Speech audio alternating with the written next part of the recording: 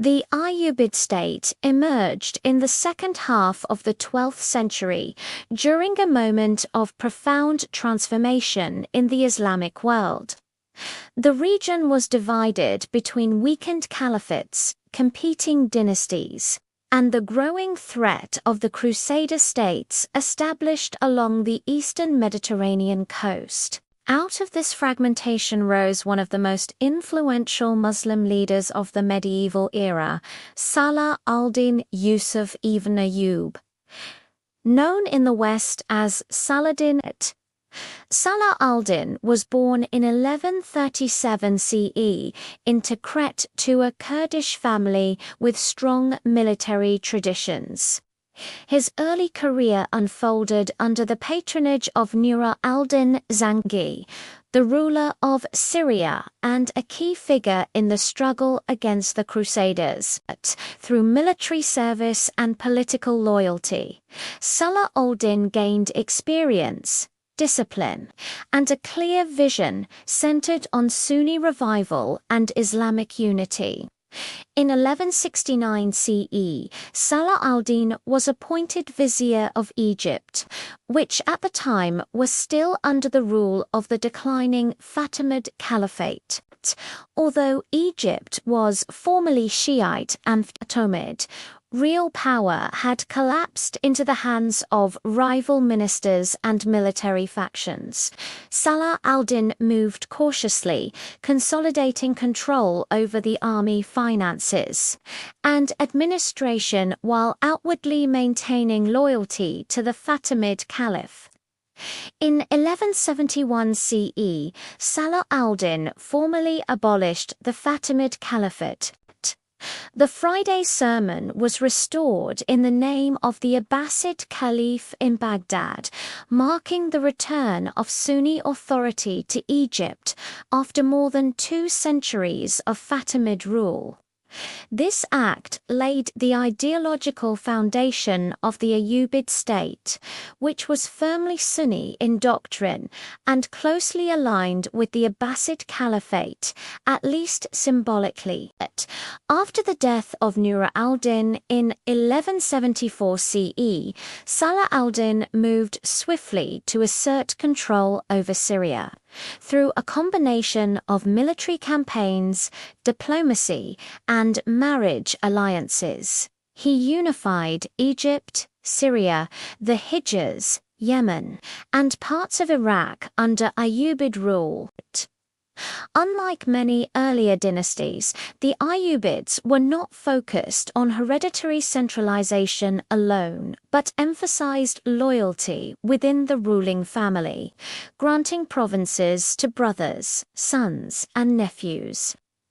The Ayyubid political system was based on military strength and Sunni religious legitimacy. Madrasas were established across Egypt and Syria to promote Sunni jurisprudence, particularly the Shafi and Maliki schools.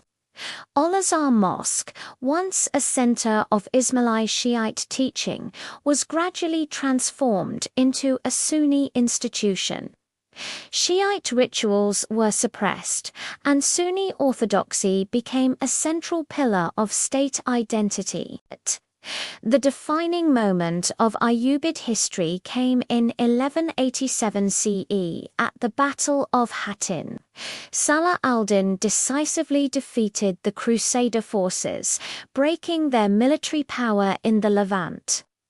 Shortly afterward, Jerusalem was recaptured, ending nearly 90 years of Crusader control. Salah al-Din's conduct during the conquest, marked by restraint and negotiated ransoms rather than mass slaughter, earned him admiration even among his enemies. Despite his fame as a warrior, Salah al-Din was also an administrator and reformer. He strengthened fortifications, reorganized taxation, supported scholars, and invested in public works. Cairo and Damascus flourished as political and cultural centers, while trade routes linking the Red Sea, the Mediterranean, and the Indian Ocean were secured. Salah al-Din died in 1193 CE, leaving behind a vast but fragile empire. True to Ayyubid custom, his territories were divided among his relatives.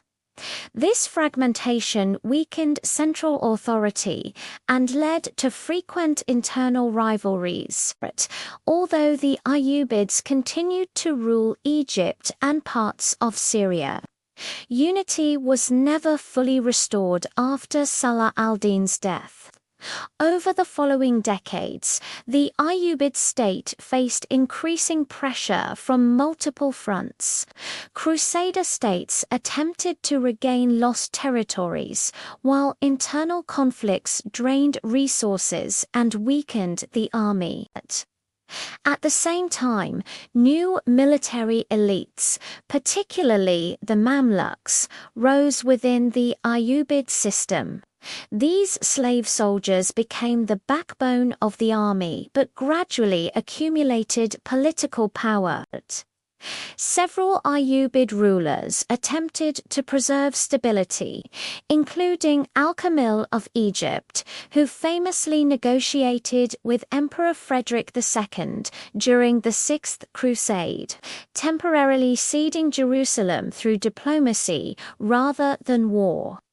While this agreement avoided bloodshed, it also exposed the vulnerability of the Ayyubid position and sparked controversy within the Muslim world. By the mid-13th century, the Ayyubid state had lost much of its cohesion.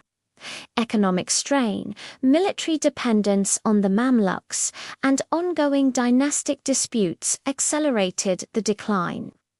In 1250 CE, following the death of Sultan al-Salih Ayyub, real power in Egypt passed into the hands of the Mamluks. The last Ayyubid ruler in Egypt was overthrown, marking the end of Ayyubid rule there, though Ayyubid princes continued to govern parts of Syria for a short time. The Ayyubid legacy extended far beyond their political lifespan. They restored Sunni dominance in Egypt, reoriented the Islamic world toward unity against external threats, and reshaped the political geography of the Eastern Mediterranean. Salah al-Din became a symbol of justice, chivalry, and resistance, remembered in both Islamic and Western historical traditions. The Ayyubid state stands as a transitional empire, bridging the era of the Fatimids and the rise of the Mamluks. Its history reflects the challenges of maintaining unity in a fragmented world, and demonstrates how leadership, ideology, and military power can briefly realign the course of history before giving way to new forces.